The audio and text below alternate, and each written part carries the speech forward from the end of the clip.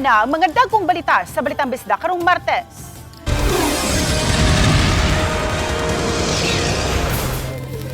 Problema sa aga sa tubig na sinatik sa mga konsumidor sa MCWD. Apat ka minor de edad nga namugno og usa ka babae sa Lapu-Lapu City na ilhan na sa CSWD. Mga motoristang mi-claim sa plaka nagdasok sa buhatan sa LTO. Ug 12 anyos nga batang babae sa Minglanilla, usa na ka fiction book author. Kini ang GMA Regional TV, Balitang Bisdak.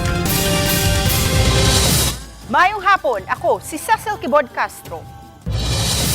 Problema sa pipila ka mga talisaynon ug taga-dakbayan sa Sugbo ang supply sa tubig gikan sa Metro Cebu Water District. Kinihuman masinati ang leak sa waterline sa Hakluban, Talisay City. Ang dugang detalye atong sayran sa live report ni Fem Marie Dumabo. Fem?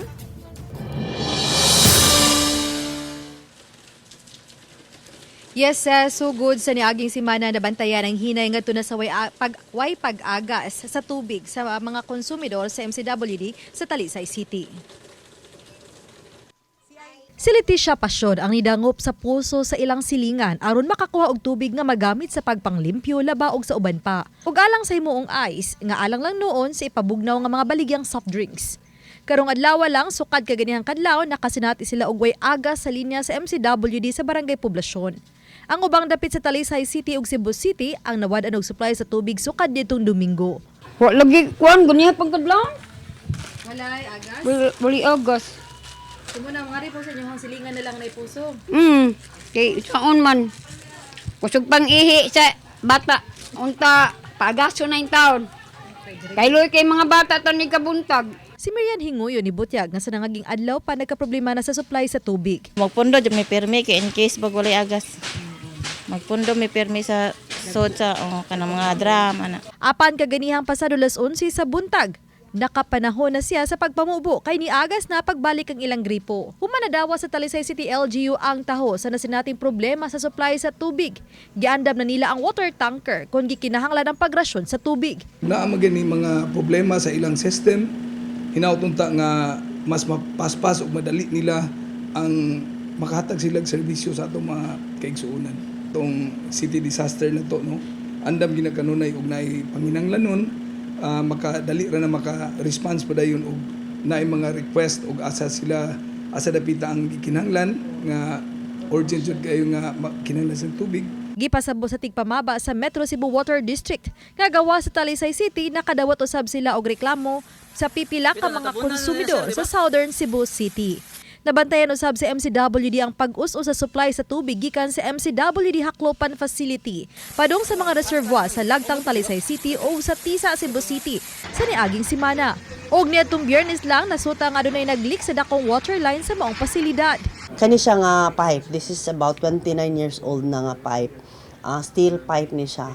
Kanang mura man gud siya kanang nilabang gani og kanang lupa. So ang iya hanging siya nga portion. So natabunan man siya sa mga katong filling material nga gamiton for the riprapping. Mura siya nisag and then ni-break ang iyang ilaw. So, Alas 10 kaganihang buntag hingpit nang naayo ang leaking sa water line. Sunday na. Nag-interrupt na ta kay nakita naman, so giputol na nato ang supply. Kaya mao din nga portion ng atong i-repair. Naay mga major leak, dili na namo i-charge sa amo ang konsumidor. That means non-revenue. So wala mikita ana. Na-alkansi mi ana.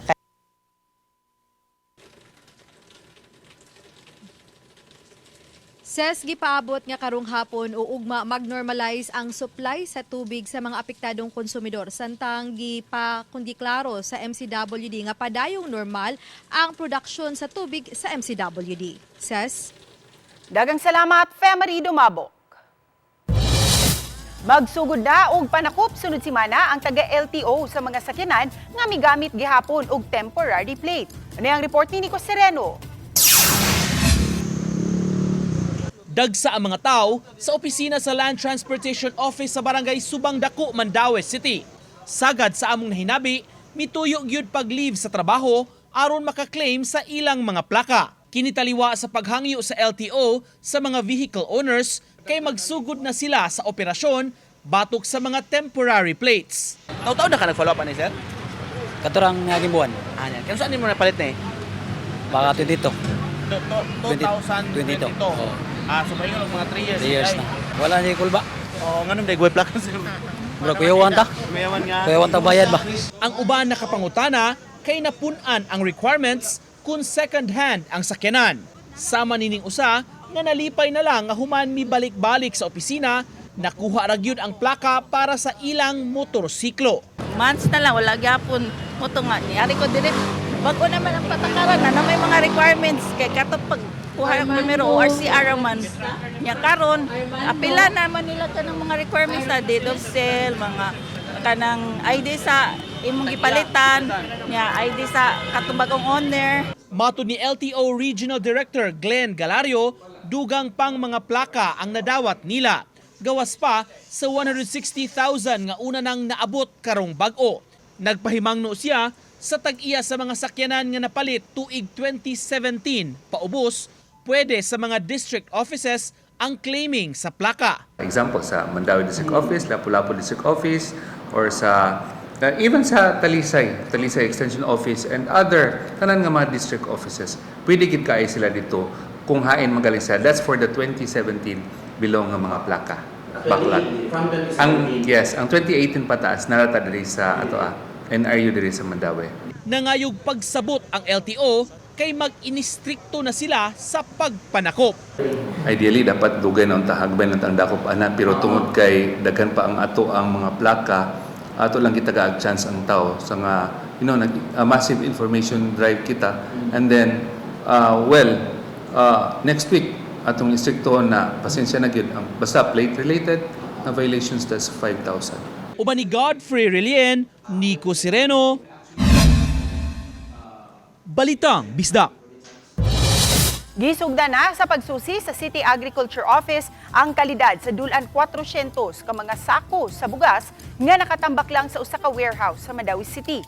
Gawa sa City Agriculture, apil usab sa mikuha og sample sa bugas ang taga Department of Agriculture. Samtang gipasabot sa Assistant City Treasurer sa Mandaue, wala nila mabayri ang 1,000 ka mga sako sa bugas nga gitagana sa dakbayan ubos sa Sugbo Merkado Barato Program sa Kapitolyo niadtong 2023. Gibaligya nila sa tag 20 pesos ang kada kilo sa NFA rice. Apan wala mahalin ang tanang supply, diin moabot sa 400 ka mga sako ang natambak sa kapin usa ka tuig. Gipakita sa opisyal sa CTO ang mga resibo sa pag-turnover sa halin sa nabaligyang bugas ngadto sa Kapitolyo nga maoy nag-provide niini. Hinuon ang wala nabaligya wa pa usab mabayri. Suway sa mga balita, gikatakdang himuon sa Cebu Provincial Capital ang inventory sa naapod-apod nga bugas sa LGU. Nasayran nga gilusad sa milabayng administrasyon ang barato nga mga bugas sa Sugbo Merkado. Apil sa susihod ang dulan sa 400 ka mga sakong bugas nga anaa sa dakbayan sa Mandaue nga kabahin sa 1,000 ka mga sako nga nakuha gikan sa Kapitolyo nga wala mapahimusli. Lakip sa susihon kung makaon pa ba ang bugas ug sikinsa ang prioridad nga taga niini.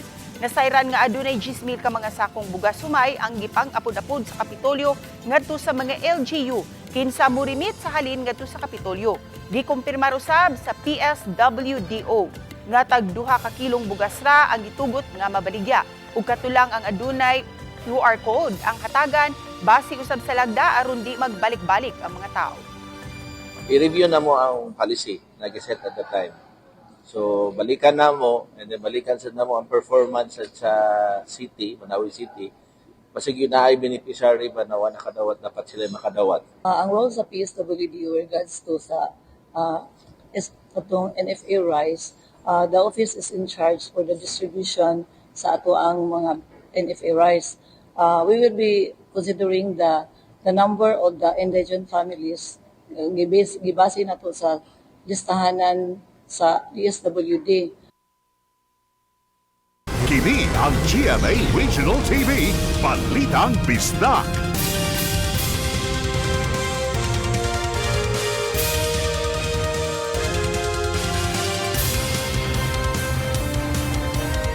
Kini ang GMA Regional TV, Balitang Bisdak.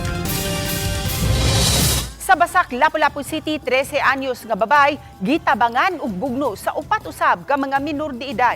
Samtang laing 18 anyos nga grade 11 student gitabangan usab og kulata sa 11 ka mga batan-on ug hingkod. Si Luan Mirundina sa report. Ni ani na og libuan ka mga shares og reactions kining video sa pagpamugno sa upat ka mga minor de edad nga mga babay ngadto sa usa ka minor de edad usab nga babay. Ang insidente gikatahong nahitabo niadtong Sabado sa hapon sa White Gate sa Barangay Basak. Makita usab nga niapil pagpasakit ang nikuha sa video. Human na po sa social media page ni Basak Barangay Captain Daday Chan ang hitabo na subay gilayon sa mga staff sa Gender and Development Office uban ang mga tanod sa Barangay Basak ang tulo sa upat ka mga minor de edad nga nanapat ug ang mismong biktima. Ang biktima nag-edad og 13 anyos ug molupyo ra usab sa Barangay Basak. Ang nagvideo 12 anyos nga babay nga taga Barangay Bangbang Cordova. Ang nakaputi og t-shirt 13 anyos nga taga Datag Maribago, samtang 12 anyos usab ang ikatulo kanila nga taga Barangay Basak.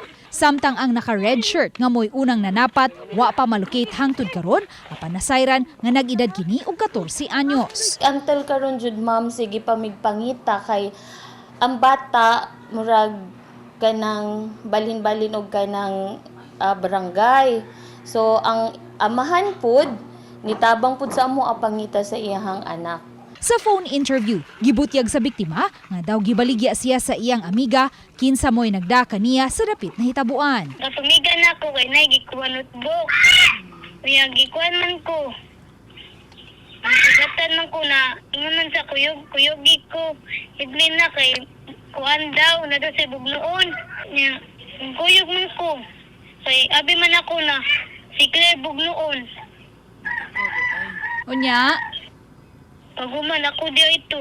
selos ang gitumbok niyang hinungdan. Ang uyog man na itong babae kasi man jug doon ako. Sukad kagahapon, wa pa nibalik og eskwela ang biktima nunot sa mga gipangmo ni ini sa lawas human sa hitabo. Bakit gapon akong ulog akong kuan.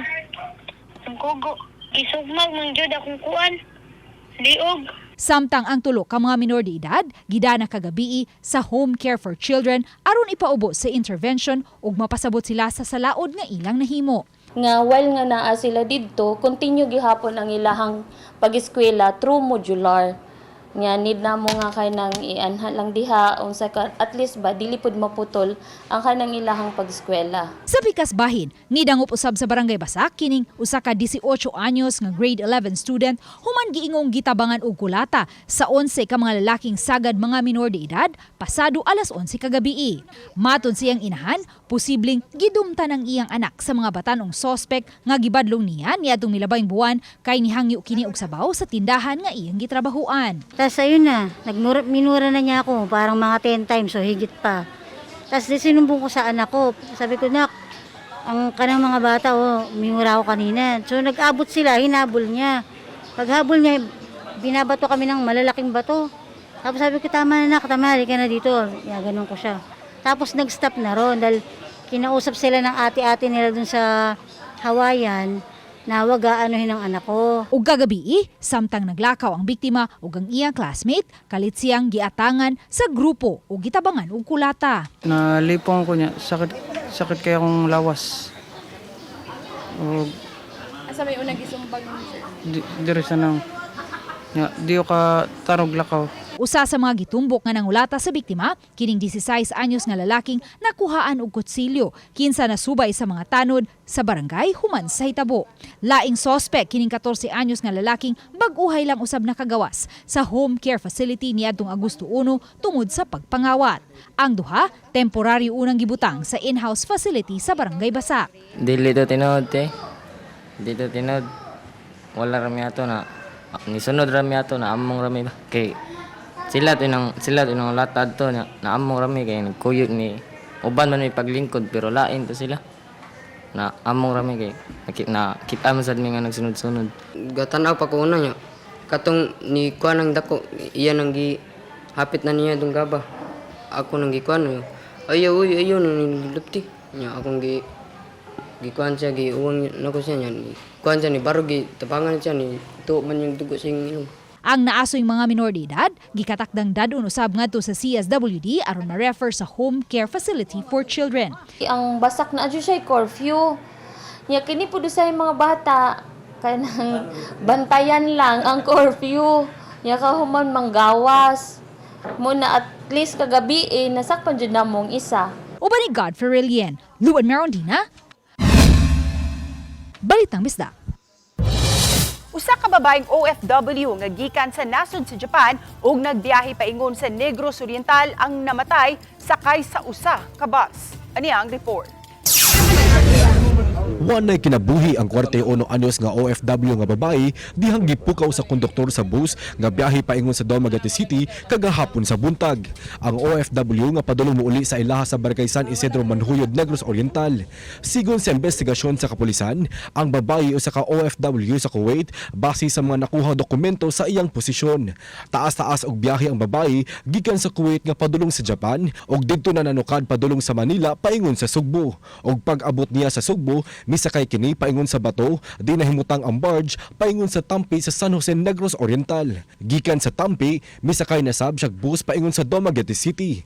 Pag-abot sa Sibulan, gipukaw siya sa konduktor kinsa nagtuo lang nga natulog kini. Dinhinan na sayran nga wala na maginhawa ang babae. Tungod niini, tuyong mihunong ang bus sa Rural Health Unit sa Sibulan aron masuta ang kahimtang sa naasoing pasahero. Pag-abot na diri sa may bato nga terminal, naabot na ang series sila dito, ano to siya muna o kay kanang kapalukat at tagdikit sa konduktor, kapoy ko siya. Apan ang pasahero, dead on arrival sa Sibulan RHU ug nasuta sa kapulisan nga nag-cardiac arrest ang babae. Ang patayng lawas sa OFW gitugyan sa kapulisan ngadto sa tagtungod. Based sa iyang findings sa doctor sir no, sa attending physician sir no, kay naka-experience siya og acute ischemic attack sir. So validated po siyang relative sir nga high blood po niya sir nga ano sir nga pagkatao sir. Kauban si Clarence Gabutin, Mark Regiabelia. Balitang Bisdak. Kini ang GMA Regional TV, Balitang Bisdak.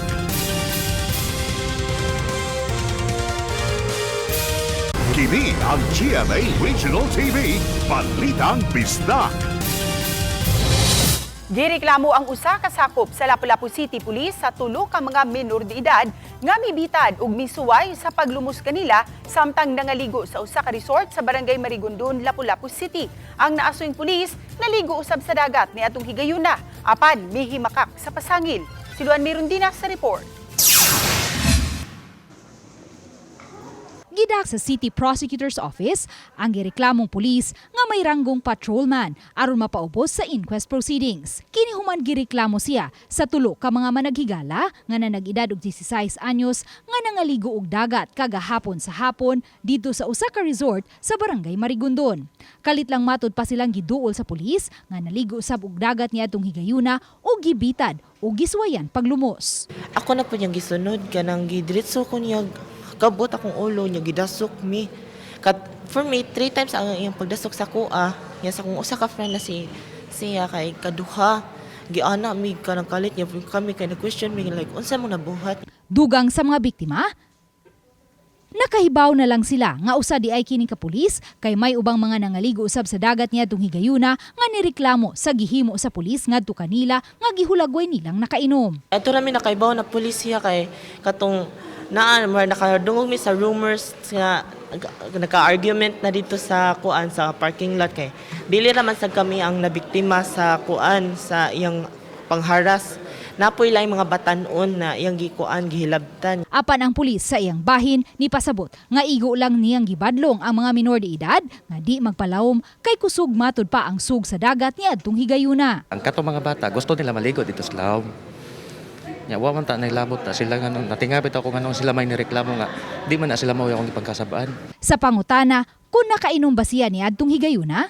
Kuan ma'am kanang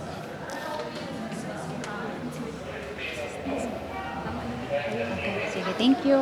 Gawa sa kasong kriminal, posibleng mag-atubang usab og kasong administratiba ang nalambigit nga pulis. Aside from criminal, pwede sila ma-file og admin case pwede sila mo ari sa MOA, pwede sila sa Napolcom, dagan na sila kaduulan file sa admin case. Uban ni Godfrey Rilien, Luan Merondina, Balitang Misda. Nakita ang nag-utaw-utaw sa kadagatan nga sakop sa Tacloban City, Leyte ang patayng lawas sa usa ka babay. Nakita niya itong Lunes sa buntag ang maong patayng lawas. Usa ka mananagat ang daling mitaho sa BFAR Tacloban ug sa Fishery Law Enforcement Team. Anaana sa advanced state of decomposition ang biktima kinsang naong giputos og plastik ug gigapos usab ang mga kamot. Sa usa ka press statement sa inisyal nga investigasyon sa kapulisan, nasayran nga gikidnap ang biktima sa tulo ka mga armado ug wala pa mailhing mga suspect niadtong July 31. Nakumpirmar ang pagila sa 35 anyos nga biktima sa iyang tattoo, ingon man sa positibo nga identification sa iyang kabanay. Padayon pang gisuta sa kapulisan ang motibo sa krimen. So of this time, di pagud ta maka pinpoint, di pagud ta maka conclude kung unsa gud ang possible motive ana nga insidente. Pero kami Sir John kay we are doing our very best ka makit-an gyud namo ang katong mga responsible ana nga panghitabo. Usa na ka fiction book author ang 12 anyos nga grade 7 student sa usa ka pribadong tunghaan sa lungsod sa Minglanilla. Ato siyang ilailahon sa report ni Luan Merondina. Kung sagad sa kabataan karon, nagumuna sa mga gadgets ug cellphone, ang 12 anyos nga si Iza Heraldizo, mga libro ang gikahiligan. Sukad kinder hangtod sa grade 6, gipaubos siya sa iyang mga ginikanan sa homeschooling. Ug kay parehong hands-on parents, sila si Mommy Percy ug Daddy Rendon, muhatag gayud sila og oras matag adlaw aron mobasa og libro uban ni Iza.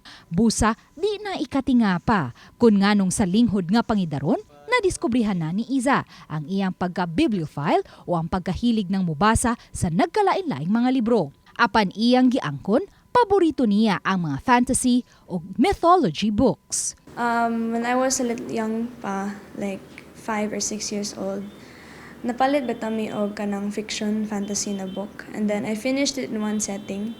And then, a surprise si mama na human ako ato. So, I just started reading on and on from there, and then eventually I wanted to write my own book na. Ug kay nakita nila ni Mommy Percy ug Daddy Rendon ang pagkahilig ni Iza sa mga libro, gipasalmot nila kini sa Book Writers Club. Ug niadto lang July 27, formal nang gi-launch ni Iza ang labing una niyang fantasy book nga giuluhan og Classmania Dragon War. So my book is about this prince from a country, fictional country, and then there's this queen's apprentice as well, and they have to work together to defeat some dragons. Otherwise, the entire continent will be destroyed. Sa 50 ka mga libro nga ilang napaprint, 42 niini nahalin gilayon atul sa book launching. Mikabat sa 50,000 pesos ang ilang nagasto sa pagpaprinta sa labing unang fantasy book ni Iza. Hinuon pinaagi sa abag sa Book Writers Club na pangitaan og paagi nga magaan-gaan ang payment scheme. Sa pagkakaron, naglaraw sila si Mommy Percy ug Daddy Rendon nga makig-partner og mga bookstores aron mabaligya ang fantasy book ni Iza. Giswayan usab nila kini og baligya online ug ni-apply usab sila karon nga mahimuan kini og e-book. We thought about it and naka-realize mi nga we have to let people know about this book because this will ultimately inspire other young authors, and the message that we want to kana sang hatag sa mga parents ba nga we just need to support our children kung unsa ilang ganahan.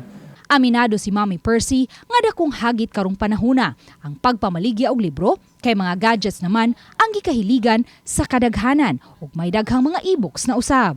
Kay para namo murag support for Isa, and since gi-homeschool na mo siya for 6 years, amo siyang i-consider nga trophy bitaw niya nga na journey jud niya ang homeschooling for that long, for 6 years. And para sad makita niya nga unsa jud mi ka supportive niya. To all the young aspiring authors, never stop chasing your dreams because eventually God will get you there.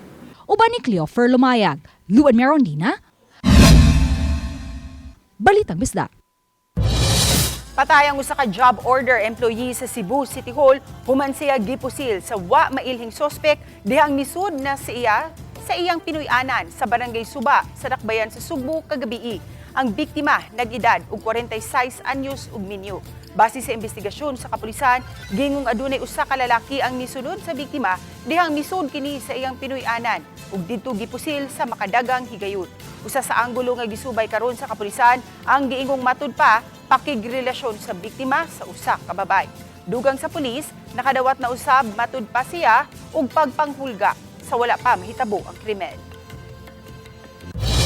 Misaulog sa kapistahan sa God the Father of all mankind ang mga Katolikong deboto sa Bohol. Usa kanila ang 93 anyos nga si Rofronio Brunidor. Kinsa nagtuo nga maayo ang iyang panglawas tungod sa iyang hugot nga pagtuo sa Diyos Ama. Usa si Brunidor nga mi-attend sa misa nga gipahigayon sa St. Joseph the Worker Cathedral Shrine sa Tagbilaran City. Lakip sa misaulog sa kapistahan ang mga deboto gikan sa Cebu ug sa Mindanao. Pagkahuman sa misa, gisunod ang patunog. Diin ibutang ang imahe sa God the Father sa ulo ug sa abaga sa mga deboto nga adunay gihambing nga balatian. Ang pista sa God the Father of all mankind gisaulog sa unang Domingo sa Agosto. Si Sister Pressy Makasait, usa ka missionary, visionary ug divine healer ang nag-introduce sa God the Father of all mankind sa Bohol niadtong tuig 2010. Mahal sa nato ng Diyos Amahan. Kinahanglan ang atong pagtuo sa langit ng Amahan, kinahanglan gayud nga atong puy-an nga mamahimok ang matinud-anon sa pagsunod sa iyang kabubuton. Nagdunga na og balhin ang kaparian sa Archdiocese of Cebu. Adunay nakauyon, adunay nasagmuyo. Apan gitataw sa Arsobispo sa Subo nga ang tanan niyang gitudlo mamahimong usbon sa bagong Arsobispo nga mopuli kaniya. Ano ang report ni Fem Dumabo? Sa naibiling mga adlaw isip Arsobispo sa Subo, gilibot na Arsobispo si Palma ang mga mahinungdanong landmark nga nahimong kabahin sa dugay ng kasaysayan sa Kristohanong simbahan sa Subo. Usa niini ang Immaculate Conception Parish sa lungsod sa Oslob nga hingpit nga natukod nitong 1848. Sa miaging Sabado, formal nang gipahiga ng solemn declaration sa Spiritual Bond of Affinity tali sa Papal Basilica of Santa Maria Maggiore sa Roma ug sa Immaculate Conception Parish sa lungsod sa Oslob. Gibasa ni Monsignor Renato Beltran, Archdiocesan Chancellor, ang deklarasyon nga gikan sa Roma. Gipasabot ni Palma nga unsa may mga kalihukan sa Basilica of Santa Maria Maggiore, mamahimong kabahin na ang simbahan sa Oslob. Gipahibaw ni Palma nga ang kalihukan sa simbahan sa Oslob posibleng mauna ang katapusang pagpangulo niya isip Arsobispo sa Subo. Ning buwana Agosto, ipaigay ng halapad nga revamp sa mga pari, subay sa paglingkod daon niya sa bagong Arsobispo sa Subo sa Setyembre 30. Subay din mitunol si Father Jonald Concha sa kahandumanan sa pagpangalagad ni Palma isip Arsobispo sa Subo. Wala na muluwat pagpamahayag si Palma kabahin sa mga pari nga wala makauyon sa bag-o nilang assignment. Apan gitataw ni Palma nga sa pagtapos unya sa iyang termino, mamahimong walay bili o ma-revoke ang mga assignment nga iyang gi-issue isip Arsobispo sa Subo. Parte man kini sa iyang role, no? Tanan kami, ang appointment says upon my revocation. Tungkol kay wala na ko, revocation sa bagong Archbishop. No, that's very clear. O wala itong problema sa mga pare. Everybody knows that. Uban ni Clans Gabutin, Femery Dumabok, Balitang Bisdak. Tungod sa kakusog sa ulan kaganiyang hapon, nakamugna kini og baha sa pipila ka mga dapit sa dakbayan sa Subo. Apil na ang tabo sa Kapitolyo. Ano ang report ni Alan Domingo? Ingon ini ang sitwasyon sa tabo sa Kapitolyo atol sa pagmundag sa uwan ganinang udto. Tungod sa kakusog na hisama sa gamay sapa ang agianan, dinahimutang ang mga gagmay tindahan. Gani, misulod sa tindahan ang tubig hinungdan nga nagtungtong na lang sa bangko ang mga tindera, apil na ang mga customer. Wala hinoy na danyos nga paninda tungod kay ila ra usab na butang sa taas karapit sa tindahan. Nihubas usab dayon ang tubig paghunong sa uwan. Samtang nabali usab ang punuan sa kahoy sa sulod sa Capitol Compound diin hapit na kadatog sa mga sakyanan nga giparking. May na lang kay wa makadapat sa mga sakyanan ang kahoy diin. Dali ra usab nga na-clear sa mga personnel sa PDRRMO. So ato lang sa buhato na ni clear taning area, i-cordon na to until such time nga ma-deem nga safe na pud siya. So ato ning iputol. Gikan sa Subo tabukan sab nato ang kauluhan. Nahulikam kini minoridad sa Mabitak, Laguna nga mikatkat sa atop aron mulukso sa sapa ni adtong nagdaot ang panahon. pahimangno ayaw sunduga ang naa sa video kay delikado kay kini.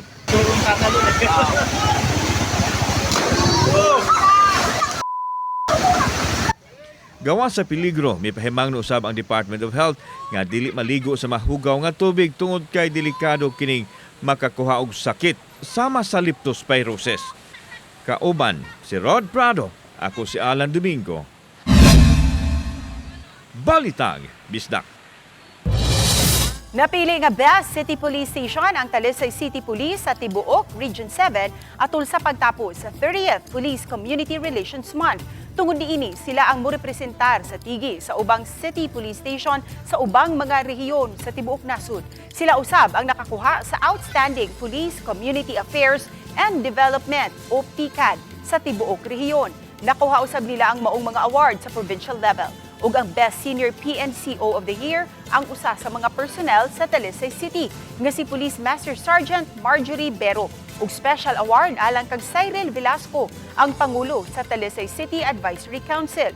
Gipasabot ni Police Lieutenant Colonel Myla Maramag nga nakita ang mga best practices sa ilang istasyon sa pagsiguro sa kahapsay ug kalinaw sa dakbayan. Gihangop sa Talisay City LGU ang kalampusan sa kwerpo sa ilang kapulisan. Mudugang kini sa kumpiyansa sa mga talisaynon ug sa mga negosyante nga gustong mo invest sa dakbayan. Garbo, pero we don't stop here. This is a challenge to us na dapat paninduton pagyud nato ang ato ang kanang serbisyo. Usa nakapahatag og dakong kumpiyansa sa atong mga stakeholders o sa atong mga business sector nga secure sila sa atong syudad sa Talisay. Nga mahimo sila mo invest sila sa Talisay kay in terms of police visibility, in terms of peace and order. Nailhan na ang 7 sa 8 ka mga napatay nga mga giilang rebelde sa Region 8 o sa Eastern Visayas. Atol sa engkwentro tali kanila ug sa kasundaluhan sa Eastern Visayas niadtong July 31. Ang duha kanila giila nga regional leader sa ilang grupo. Nakadawat og taho ang 8th Infantry Stormtroopers Division gikan sa mga concerned citizen kabahin sa presensya sa mga rebelde sa bukirang bahin sa Northern Samar, ilabi na sa lungsod sa Las Navas. Subay sa reklamo, milusad sila og sunod-sunod nga mga operasyon nga misangkot sa engkwentro. Niadtong weekend, dugang mga high-powered firearms ug machine gun gikan sa lugar sa maong mga rebelde ang na-recover. Kay nailhan na, nakigalayo na ang 8 ID sa pamilya sa maong mga nakalas alang sa paglubong kanila. Ug matabangan ang pamilya alang sa ilang panginabuhian aron wa nay matud pa musunod sa pagka-rebelde. Gitrabaho na ang rescue ug holding center sa Mandawi LGU alang sa mga individual nga mahipos sa kadalanan. Gipaspasan ang pagtrabaho sa magsilbing temporary facility diha sa compound sa City Social Welfare Office sa mga ma-rescue sa kalsada. Usa sa karaang istruktura ang i-convert aron magamit sa maong pasilidad. Matud sa City Administrator, gimando kini sa mayor aron adunay magamit nga lugar nga kaistahan sa mga ma-rescue sa CSWS. Ang taga-DGS ug City Engineering ang mitrabaho aron makonstruct ang maong pasilidad. Na-surprise siya ba nga city highly urbanized nga walay inana nga facility nga simple ra man ang takayo. So that day, ni-order dayon siya sa DGS nga nangitag lugar diri, mo ni nakitaan. Gikinahanglan kini sa tong opisina tungod kay doon na magoy mga families nga nasa street, mga individuals nga nasa street niya wala tay kabutangan nila temporarily while we look into sa ilang relatives or families or reintegration. Samtang makita ninyo kini mong episode sa official website sa GMA Regional TV, www.gmaregionaltv.com. Pwede usab ninyo mabisita ang among official YouTube channel, GMA Regional TV, ug i-click ang subscribe button. Alang sa labing init nga mga balita gikan sa mga rehiyon, buot namong pasalamatan ang mga kapuso sa nagkalain-laing bahin sa Pilipinas. Apil na ang mga kapuso nato abroad. Tungod si GMA Regional TV, Local News Matters. Kami ang GMA Regional TV, Balitang Bisdak. Kinatibukang puwersa alang sa mas dakong misyon ug mas halapad nga pag-alagad sa nasod. Mayong hapon mga kapuso.